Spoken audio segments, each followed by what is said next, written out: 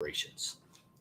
Hey, it's John over here at Audi Lakeland, and we are live. And I've got a special guest here, Chris Gay. Chris, thank you so much for being here. Thank you for having me. Appreciate you. Okay, so now I'm probably going to mess this up a little bit, right? But you, first of all, I want to thank you for your service. You formerly served with our military, and you were in, I believe, special operations. Am I saying that right? You are correct. Special operations, civil affairs was my specialty.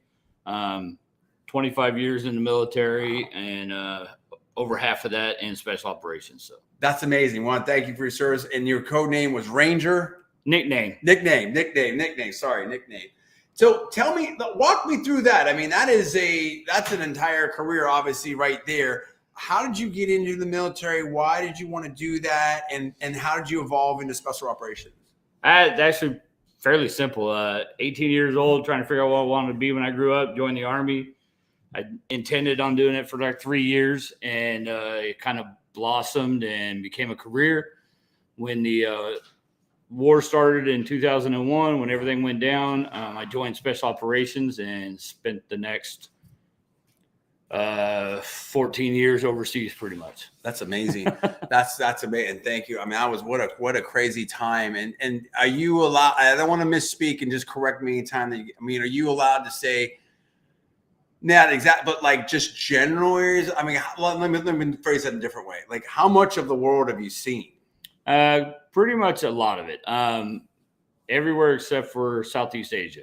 Wow. So that's insane. That was not my backyard. I spent most of my career in Africa, doing stuff there, and then of course I participated in Iraq, just like everybody does. Yeah. So now, or did I should say? Your role, like, what did you do? What did you do mostly? So basically, our teams would attach to other special operations teams, and we kind of took the people element of the operation. So we interacted with the population is the easiest way to put it. Okay. So were you also working like with policy? Was it some diplomacy or more like civil stuff? Most of it was civil and diplomacy. We worked very closely with the State Department and other U.S. Elements in the area, just trying to bring together their country and our country, basically. That's amazing. And when did you know like you were good at that? It was actually a new capability after 2001. So I kind of just fell into it and really enjoyed it, so I stuck with it. That's awesome. I mean, I went to school with a lot of people in the military. I went to Johns Hopkins, so there's a lot of people in that D.C., Baltimore area. No question about it. I see a lot of leaders out there. We really all over, right, that are former military. We definitely appreciate it. But one of the things that's near and dear to my heart is entrepreneurship. And so let's talk about a couple of things first before we get right into that. But what was that transition like? 20 plus years in the military. Now you're going to retire and become a civilian. Like, how did that go? Walk me through that. This is actually my business partner is Ted Martin. The two of us have known each other. We're in the same unit for over 20 years now. We both ended up retiring in the Tampa Bay area, and neither one of us knew what we wanted to do when we grew up. So it was that simple. And so we both dabbled with other things. And one evening, Ted found a gun store for sale in classified ads pretty much, and called me up, asked if I was interested. We went down and saw it the next day, made an offer. Rest is history. We bought Second Amendment Armory, and we made our offer in June of 2021. How hard was it to get the financing, get into business? Like, how did you know you wanted to be your own boss and be an entrepreneur? So in that, for me, it was 6 years. For Ted, it was 5 years of doing other stuff. We realized that if we want to we'd already had a career. We have a pension coming in. So we didn't have a whole lot of risk that a lot of guys had. So we decided to take a stab at it and just do it. We paid cash for everything, so there was no financing involved. The biggest hurdle was getting all the ATF compliance stuff done. Of course. And it wasn't hard. It just took time. Once we got all that done, again, we made our offer in June. In November, we opened the doors ourselves. Do you think that your background in the military and with special operations, did that prepare you for entrepreneurship, or what what level of skills, what percentage maybe, or what kind of skills were transferable? So being an NCO, obviously, the drive, the mentality, the leadership, the organization, all of those things that any entrepreneur would need to do, we have. Okay. A lot of guys don't know how to tap into it, right. But we all have it. We don't know we have it until you figure out that crossover. Well, you talked about the networking, and I'm sure you're probably put in situations where you had to really be pretty self-sufficient. Correct. But everything, what we did in the military is build relationships. And so we just kind of took that same concept into the entrepreneur side. And we're still growing. We're constantly, we've been, November of 2021 was the day we opened the door. So we're at 19 months right now. And we're trying to grow and explode the thing. And you've got an incredible business story, and I want to get in that step by step, because a lot of people out there, like, they want to start a business, they want to be an entrepreneur, they don't know how to do it. Now we've had, like, the economy is a little bit tougher. We've had a tech crash here and other things. It's like, so it may be in some ways harder than ever. So you didn't need financing. A lot of people do that. So obviously you've got a background. There's a lot of synergy with your business now from what you did before. How did you identify? Was it just, you said the classify, like this was up for sale and it's something that you want to do? Did you do, how much diligence did you do? What went into you saying, yes, we're going to buy this place? It was, in all honesty, it was the price he was asking was so fantastic for what he was offering that we felt at the time that it was worth every penny he was asking. So we bought it. Now, 19 months in, it wasn't worth half of what he offered. But it was still, we never felt like we took a loss. When you analyze it and probably did a walkthrough, you probably saw immediately, like, here's how you probably had a theory for how you were going to improve the business. Right. So in that time frame between me retiring and buying this, I worked for a Harley Davidson dealership. Okay. And I worked in the service department. And I learned real quick how to do sales in a way that you're not the obnoxious, pushy salesman. Yes. And again, I had something that a lot of people with jobs like that don't have. I didn't care if they let me go because I was too honest, because I had a pension. I was literally working there to, take up some of my free time. So I was very honest with customers, and what that really turned into is customers love honesty. They do. And I agree with you. It was great because I ended up building a huge network of customers, which actually helped me with the gun shop, because the one thing about Harley people is they tend to like guns. So a ton of them followed me over, and they are still my customers to this day.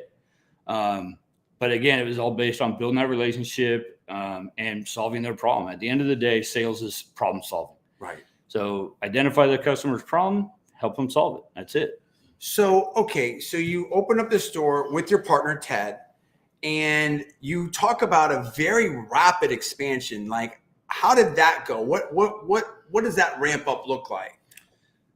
So the first thing, I'll just kind of go step by step. So Please. When we bought the store, he was averaging somewhere in the, $300,000 to $400,000 a year in sales, total sales.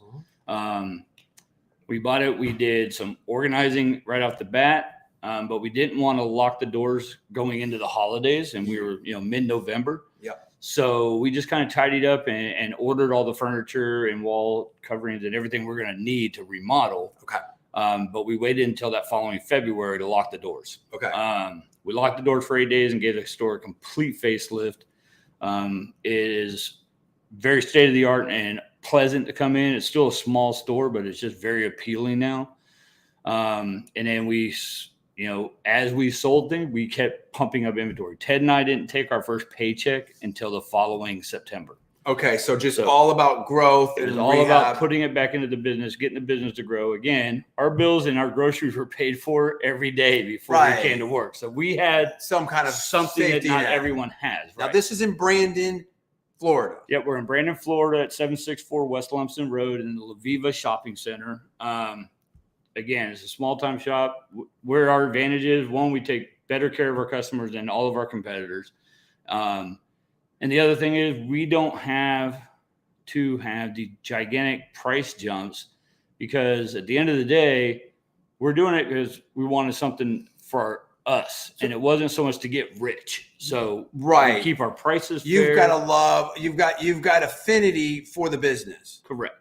And so we keep our prices fair, so we're ultra competitive with anyone around us. And then once people come to see us, we've done a really good job of keeping those as return customers. They're not buying one thing from us and going to another competitor next time.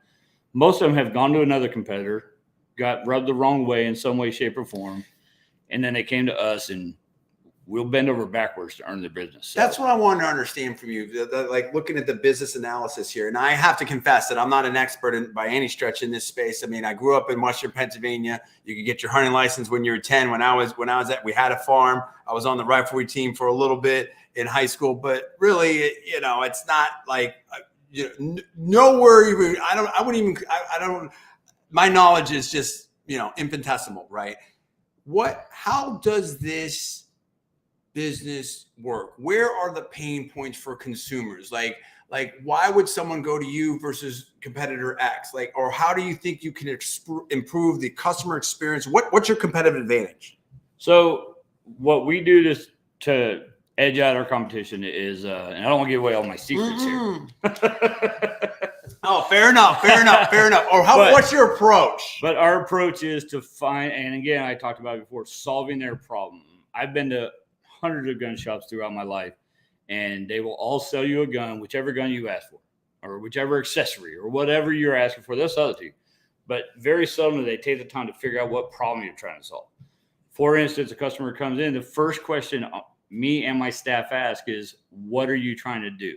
Home security, concealed carry, sports shooting, hunting. What is your end game? One, I think you mentioned to me, and is that you have a lot of law enforcement officers. You also have a lot of ex-military that come to you as well. So you have a range of different customers. Correct. And I mean, we have, I would say almost 50% of our business is first-time gun buyers that are just now that the world is the way it is, they're kind of taking their security into their own hands just to protect themselves and their families, or at least have that ability.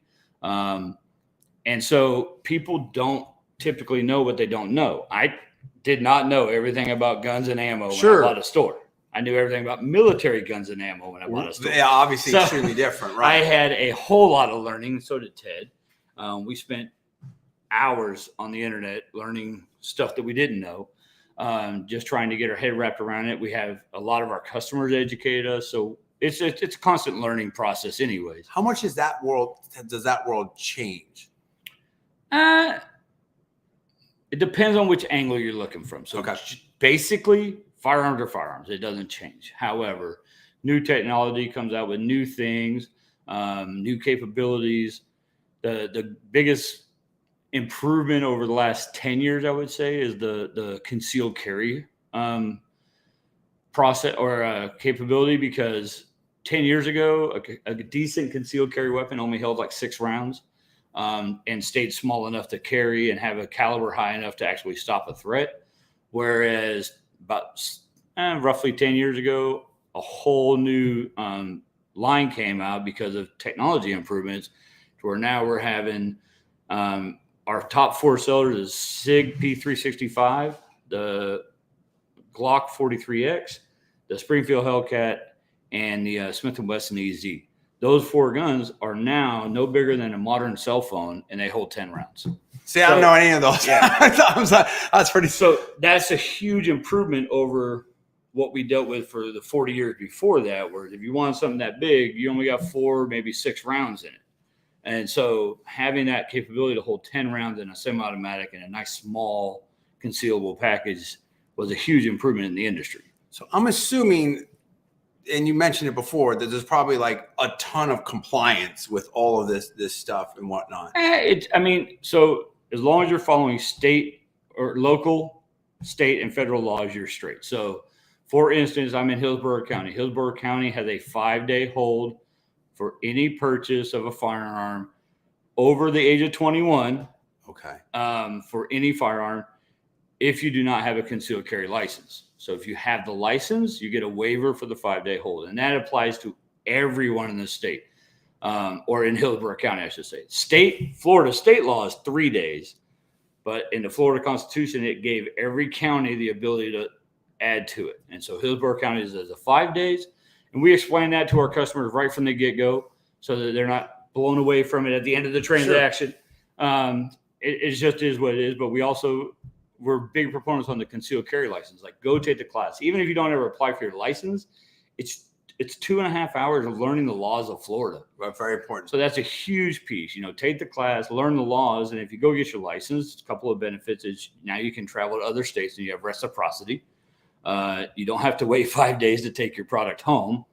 And with the new constitutional carry coming out July 1st, there's some caveats to that law that will get people kind of in trouble if they don't have a license. For instance, carrying a concealed weapon, it will be illegal on July 1st.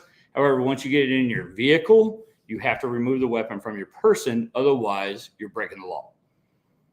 So something as simple as just getting in your car. So little things like that are in this new law. And if you take the class, you learn all those caveats, and then you make a decision whether you need the license or not, because it won't be required. So that's the catch-on that a lot of people that we hear a lot in the stores. Like, oh, well, I don't have to have a license now. No, you don't. It's not required. However, it's still a really good idea. Right. Sure. I mean, so the constitutional carry thing, that's a state thing. That's a national thing. It's in 26 states as of Florida signing it. I think 27. I believe another state added on since. So they're trying to get kind of a uniformity. Yeah, basically, it's the states are saying, the states that are passing it are saying that the Constitution says every person has a right to bear arms, and now the state's going to support that right to bear arms outside of their home.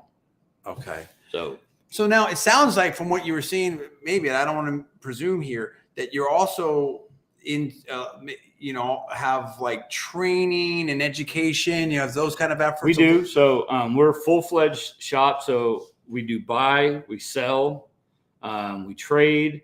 So anything to do with the firearms themselves, we offer. We do customizing, we do repairs. So we have 2 gunsmiths on duty. They don't work in the shop, but I can get your product done. We have all kinds of accessories. And then on top of all that, we have a partnership with Brandon Gun School. So, and their classroom is in our building. So you get it's one-stop shop. That's concealed carry. We have a basic gun handling. This is very primitive and beginners. Teaching them how to hold it properly, how to load it properly, unload it properly, render it safe, all that stuff. The second class that you could take is a range class, so that you can actually take those fundamentals you learned in the basic gun handling and put them into practical exercise with an instructor there. And then the third class is probably one of our favorite. It's a defensive shooting class. So it's literally, how would you react if you have a threat? Wow. And we're big proponents. I mean, being prior military, we're big proponents on training. Like, get your training in so that you know what to do when that time comes. And all 3 of those classes are maximum of 4 students. The times vary based off the class, but you're not going to be overloaded. You're going to have 1 instructor per every 4 students. Okay, so let's talk about the business. Now, you're talking about ramping things up, expanding. Like, how did the business evolve? Like, what happened in regards to, if you can speak on it? Yeah. To the extent, yeah, go ahead. When Ted and I bought it, we actually had a third partner that was from our unit with us also. And the 3 of us sat down. We decided to buy this business and just did what every business person does: is sit down and kind of write out what is our immediate your plan, 5-day or 5-year and 10-year plan. And so we had goals set, and we spent a couple hours we all wrote our own list, and we spent a few hours going through it and narrowing it down to an official list. But it was one of those things. If we're going to do this, I learned a long time ago, if you're not growing your business, the business is dying. Yeah. So our plan was to continue to grow. It happened much faster than we had anticipated, which is a great thing. Yeah, we're not complaining. But our goal was to have 10 stores in the state of Florida in 10 years. Wow. And We got our first one. We're just over the year mark. We're currently shopping for the other properties. I mean, at the end of the day, all shooters, I don't care what walk of life they're from, as far as they're just home defense or true concealed carriers or they're sports shooters, what everyone, once they find their shot, they love to shoot there. Okay. And we currently don't have a range. So that's our big obstacle that we're trying to fix or overcome right now, is open a store with a range in it so that people can come, they can buy their gun, they can immediately go to the range and shoot it. They can even test fire sometimes before they buy it, that kind of stuff. So awesome. That's really interesting. So what do you feel like this state has a strong market? You said 10 stores in 10 years. Is the market there? Is the growth there? Or how do you? So Florida is number 2 in the nation on gun sales. Is number one Texas? You knew it. I was waiting to see if you guessed it. I was born right. in Texas. Yeah. I was waiting to see if you guessed it right. Yeah. So Texas is number 1, Florida's number 2. So yes, there's a huge market here. I kind of told you where our predecessor was on sales over an average. Yeah. We more than tripled it our first year. So now there was a lot going into it. The economy was a lot stronger until the second half of last year. We've noticed sales fall off a little bit because everyone's tightening their belts. Everything's expensive now. Interest rates are going up, fuel's going up, all the daily life activity stuff's going up. So sales is your business more? It sounds you're saying that is it somewhat cyclical with the economy? Oh yeah. Okay. Yeah. So just like anything, that's not a necessity, right? So I mean, what I consider necessities are food, shelter. Right. Security. Right. Those are the basics for every human being. And once people have that, then everything else is, frivolous income stuff, playing golf, shooting sports, having a vacation, boat, whatever. Vacations, all that stuff comes when you have extra money. And when people have less extra money, obviously those things start to suffer. Do you, and I'm just imagining, I don't know, but do you encounter like folks that are more like collectors? Is that a thing in the? I wouldn't say more. I would say we have a very large collector base that comes in there and looks for collectibles.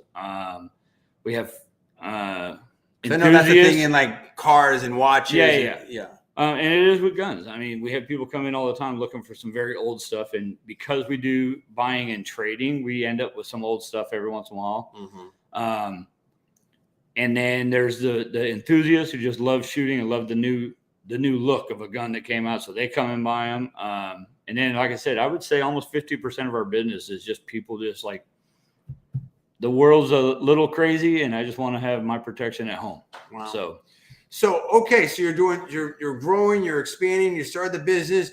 I mean, how do you compare? I mean, I guess it's hard, right? Because life changes and everything like that. Like this experience of owning a business versus being in the military, like, do you think about that? Do you think about that arc? That I think about it all the time, actually. Okay. It's actually fun because in the military, you did what you were told. Now, with what we did in the military, we had a lot of leeway. There were basically, we were given orders of this is the mission that needs to be accomplished, and we were allowed to solve that problem however we saw fit. So we had a lot of leeway in that.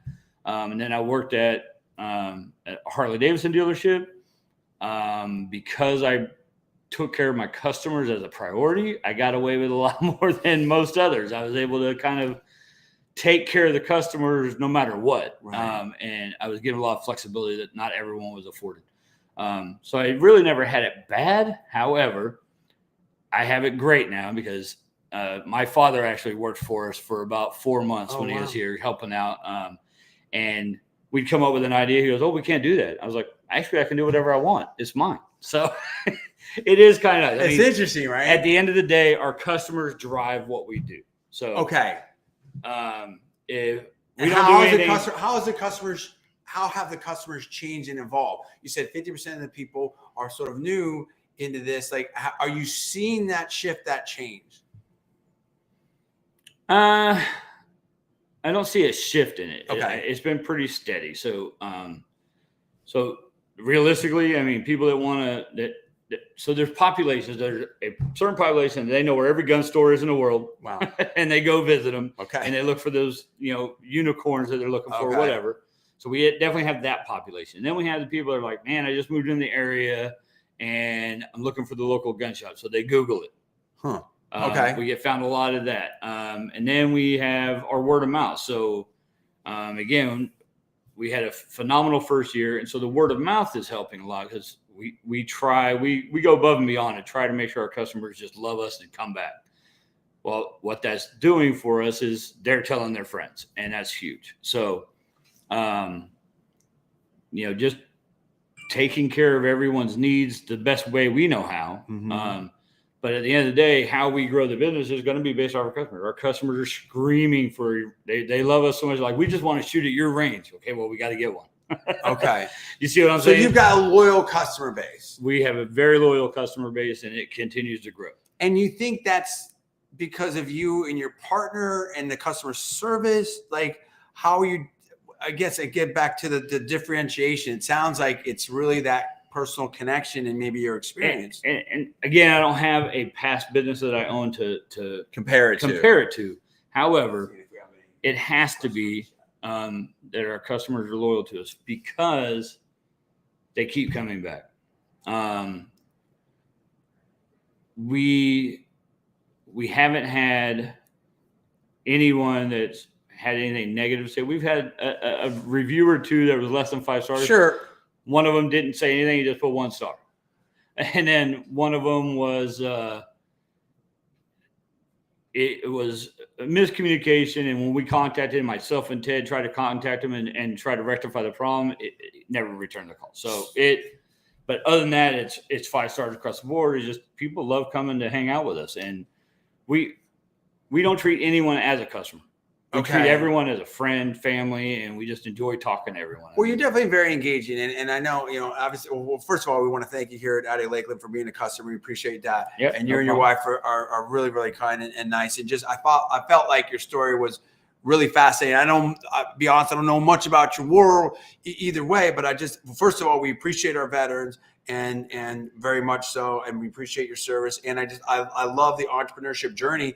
And like you said, it's very interesting. I want to get your advice here for people. I mean, you've been very successful. Like in Silicon Valley, where I'm from a little bit, at least work-wise, it's like you kind of are expected to fail a couple times, right? And so it's just worked the first time out here. What would you say to somebody that either from a military, I mean, either way, right? It doesn't really matter, right? Like that first-time entrepreneur or the second, third-time entrepreneur, like looking into business, like what advice could you give them?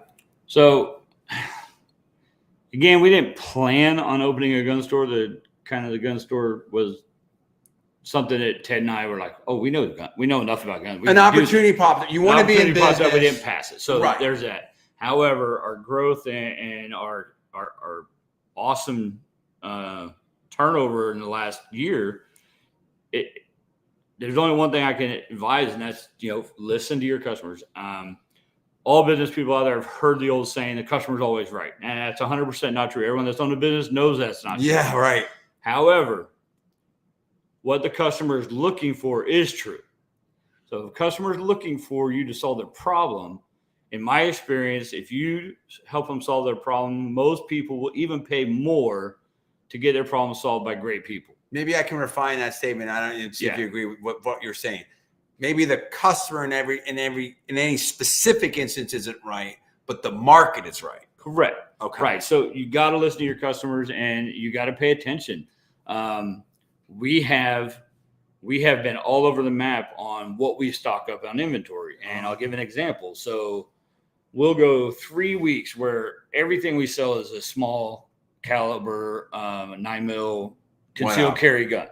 And so we'll put out the money to stock up on inventory on that, and then it'll go dry. There's no rhyme or reason to it. It just goes dry. And the next weekend, all of a sudden, everyone in the world wants a shotgun. So we literally strip all the shotguns off our shelf, and so we stock up heavy, and then that goes dry.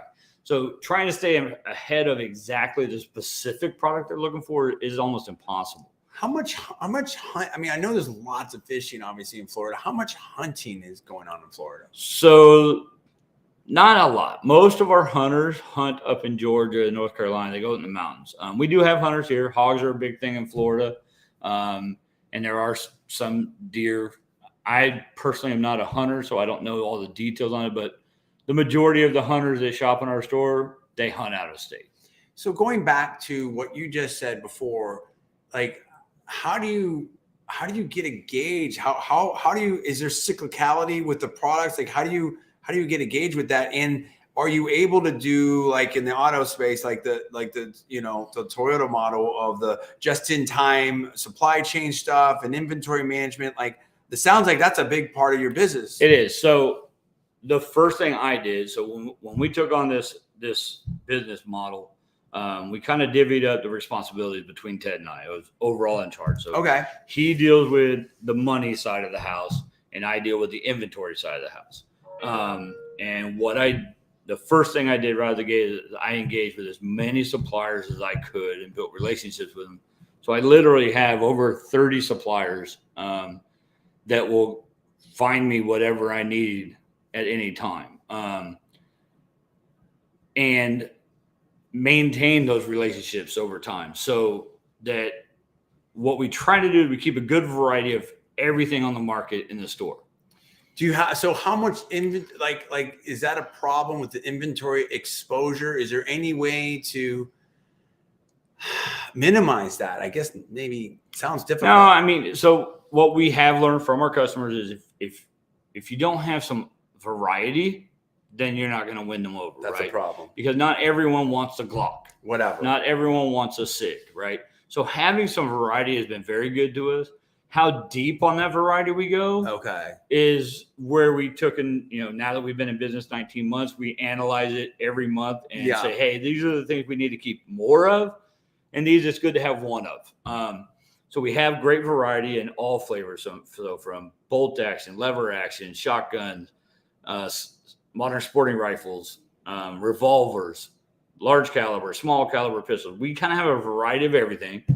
And then if that one customer comes in and he's asking for something that we just don't have, we have two of our vendors have really great search engines in their sites, and their inventory they carry almost everything. Right. So you can get a quick turn on it's that. almost as fast as Google, how fast we can find the one they're looking for. Okay.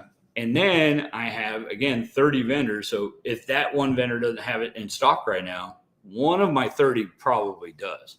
So it's very rare that we don't. What we do at Second Amendment also is we have a phenomenal back order program. So I put it on back order, and you don't pay nothing. The only thing I ask is that you're ready to pay for it when I find it, because some of the models people are looking for, I might get one, and I literally have 5 minutes to make the call. Wow. So I call them, I take their credit card and put the deposit down, and then I order. And that way, because typically those guns, we can't afford to take the risk on getting it if they back out, because no one's ever going to buy it. Right. It's that one guy looking for that one. Yeah, exactly. Right? So that's what we do, but it's very interactive. There's no risk in it for the customer.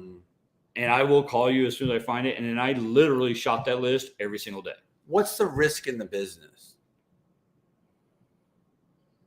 That's a good one. Sounds like inventory to some degree. Yeah, I mean, there's the risk of not having what customers are looking for. That's a risk we always run into. As far as the safety aspect goes, we stress proper safety with every customer, with every staff member. We go through training to ensure we don't point at customer. Yeah, of course. We never put a finger on the trigger. We inspect every gun to make sure it's clear before we let any customer touch it. And then when they give it back, we check it again. So that aspect, and then as far as the customers go, as soon as they put one in their hands, we're helping them remember that the finger doesn't go in the trigger. So with that aspect, I don't think there's a lot of risk. It's for sure, like the safety and the compliance and regulatory and legal and all that stuff, for sure, in my opinion. But I meant like from a business standpoint, like do stores go out of business? I mean, Yeah, but I just don't know. It's a hard one to tell because this is our first. Okay. And we've done very well. But we kind of analyzed some of our competitors that have been around. I've lived here since 2010. Ted's lived here since 2004. 14, 15, somewhere right in there. But we both worked here for many years before that because of U.S. SOCOM. Yeah. So we kind of knew the area and we know a lot of the gun stores. And what we see is, like, obviously the big chain stores, they've mastered it. They know how to stay ahead of it. But a lot of small time shops, they kind of get in their niche and they're happy in their niche and they stay in their niche. Okay. You have to adapt. You have to, like I was saying before, with the guns that people want. 1 week they all want pistols, and then next week they all want shotguns, and then so we have enough variety in there to kind of cover everything. And then we have the back order program, which is great. And right now with all those vendors, on average, I place an order on Saturday, the customer has his gun on Wednesday. So he's not waiting 2 months. He's waiting 4 days. And if he doesn't have a concealed carry, he has a 5-day hold. 5-day hold starts the day you pay for it. So if he buys it on Saturday, I order it Saturday, it's here on Wednesday. He can't even pick it up till Saturday. So his 5-day hold, the gun he purchased, it's here in the store when he goes to pick it up. What's it like having a partner? Like, I've been in partnerships before. I've done different. I've been in big companies, small companies, started different companies. Like, what was that thought process like, and how is that? Not to put you on the spot, but I mean, that's a dynamic, right? That's a business dynamic. And obviously you've known Ted for quite some time, but let's walk us through that. No, that's a great question. So we hired a business lawyer to start this whole process. Mm-hmm. And she even advised against a true 50-50, right? And then she was kind of taken aback when Ted and I made her write into our business agreement between the two of us all the stipulations we wanted. So it's almost impossible for one of us to strong arm the other one. And we purposely wrote that in there because we don't want ever to have that come between our friendship. Friendship first. Yep, friendship first. And so we kind of just built it like that. Now, is there still a risk? Absolutely. I mean, anyone can change their mind about where they're at any time. Again, we had 3 of us when we started. 6 months in, the third one decided he wanted to try a different avenue and go a different direction. And we were able to come to an agreement on how that parting took place with no hard feelings, and we're all still friends. He just left the gun store. He's doing something else. So would you say that I'm going to think our lighting is kind of messed up. Give me a second here. I think it actually helped. Yeah, maybe there it goes. Maybe it did. I don't know. Who knows? It goes both ways. So would you say that the strength of that relationship, I'm assuming now, comes from you guys serving together and just having to have that level of trust? Partially, yes. Partially also is that just from what I've seen with human nature, a lot of people tend to get kind of weird with make money. Agreements, and then as things progress, they kind of grow apart. We anticipated that. So we wrote an agreement between the two of us that we had our lawyer polish and making sure it was legal and everything, that no matter what, even in the future, if one of us wants out, there's a way out and there's a buyout. So it's not stressful. It almost feels like we went into it as realists, like, right, man, we're human beings. Right. Let's cover all the bases of what can go wrong. Yeah. And let's get into the agreement so that should that day ever come, we're good. Let's have fun. Let's make this work, but let's not get it into a stressful situation. And we know what our exits are. Yep. And we purposely put that into our agreement between the two of us so that in the future, there's never a conflict of interest. It's simply like, hey, we're no longer, we want to split up, and it's written into our agreement the ways that we split up. So we did it in the front end instead of waiting until one of us was upset with the other one to make that decision. Okay. And so what do you see? Are there other businesses that you think you want to get into, or you really like this? No, I mean, we want to grow. We want to be every customer's one-stop shop for anything firearm. And we want to turn it into a place where, so the big thing that we do different than the big department store ones is the personal connection. If you go to one of the big ones, and I won't name them because I'm not trying to badmouth anybody, right. But it's just not personal. It's very business. It's like going to Walmart. Okay, you go to Walmart and you're buying your product. There's no customer service on that side. Well, and I guess as you said before, significant sort of customization and educational component to this of just understanding your customer and solving your problems, as you were saying. And so that is probably the biggest feedback we get from our customers every day is that, man, you guys just take the time. Saturday, I had a couple come in. They were going to buy their first pistols ever. And I was with them for 2 hours to fit them to the right one, to educate them on what the capability was, and to finalize the process. The process to purchase a gun takes us 15 minutes. Okay. So the other hour and 45 minutes, it was just us talking and getting comfortable with what their choice was. So they made the right choice the first time. And, the big department store, they don't have that niche. I mean, you might get a salesman that has that connection like that, but as a store, they're pumping them out. You know what I mean? So to get the growth that you're doing, because this is the trick, right? How do you sort of stay small? Like if you get to 10, can you still have that personal touch? Do you think is it in personal to you and Ted? Do you think you can train a process? Do you think it's the right hiring? So the right answer is yes, I think I can train the process. Okay. And it's all about the people we hire. So when we grow and we go to hire these store managers and stuff like that, because obviously Ted and I can't run 10 stores. Exactly. As we grow and bring people on, our process, we've been working hard on that as the part of the growth, is that this is our process. It's in writing. So when a new hire comes in, we hand them their new book. So here's your new hire book. You got to follow all this. And then there's training involved so that I can take anyone on the street. If they're willing to learn, I can teach them the process so they can sell guns just as good as myself or Ted. Awesome. But they just got to put in the effort to learn, because I wasn't born with it. I went through some great training when I was at Harley and in the military, and just the personal touch of that. So there's a great sales instructor named Grant Cardone. I'm sure a lot of your business people have heard of him. Of course. And at the he's end of the day, on LinkedIn. He's big on LinkedIn, no doubt. Hopefully he's watching right now. Oh, but anyways, the thing that he says the best is you have to provide the service to your customer, take care of their needs, and that's huge, because as soon as you lose focus on it, and every person in sales in the world has been at this point somewhere in their life where they're like, that customer drove me crazy. If that customer drove me crazy, you're in the wrong business, right? Because the customer is the reason you have a job. 100%. That's 100%. If you don't make that sale, you don't move forward. So, it's a mindset. You have to adjust your mindset that the customer knows what they want. They may not know the specific product, right?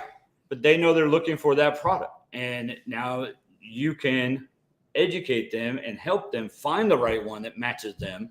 And that's where you hit the next level. You know what I'm saying? And I love that. You see, I mean, even like when I was working with you and selling you and your wife a vehicle, which we're picking up today, I could tell very quickly. Well, I'm a little high energy. I've throttled it down here, and I'm sure I made a bunch of mistakes along the way, but I could just tell that you're very educated. You did your research. You both had your own process.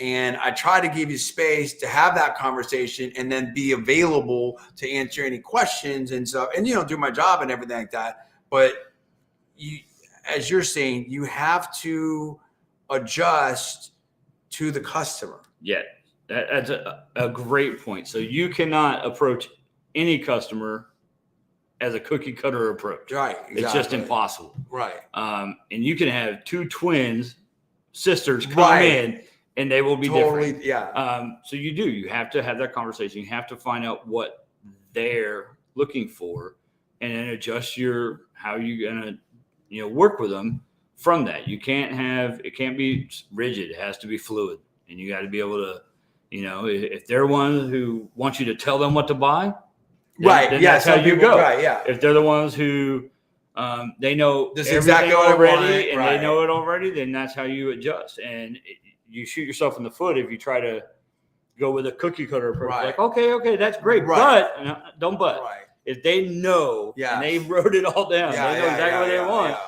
Find it for them, Chris, fascinating conversation. Well, first of all, I definitely appreciate your business here at Audi Lakeland. We definitely appreciate your service as well as a retired military, and definitely appreciate your expertise showing your entrepreneurial journey, continued success here. and with the viewers out there and with myself. I really appreciate your time. All right. Thank you. And don't forget, guys, Father's Day is this coming Sunday, and every dad loves a gun. Okay.